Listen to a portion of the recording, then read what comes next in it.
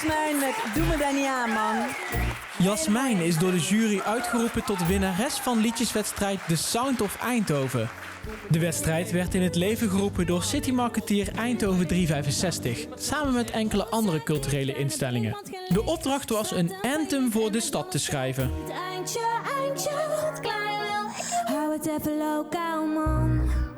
Het klein wil ik, zijn jou. Hier in de Eindhovense taal dan. Zoeken naar een baan, maar ze nemen me niet aan. Dat we daar niet aan, man. De 21-jarige indie-popartiest nam voor het eerst een nummer op in het Nederlands. De juryleden kozen voor Jasmijn vanwege haar echtheid.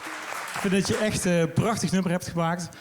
Wat ook heel mooi de actualiteit geeft van waar artiesten eigenlijk de afgelopen periode mee geworsteld hebben.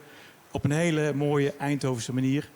Het nummer Lichtjesroute van hiphopper Hangmat won de publieksprijs.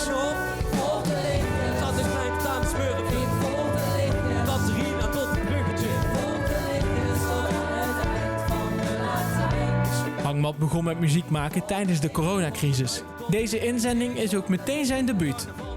Jasmijn krijgt een geldbedrag van €1000 en mag een videoclip opnemen. Beide winnende nummers worden op LP gedrukt en gaan in de verkoop. Doe me daar niet aan, man. Ik wil nog niet gaan.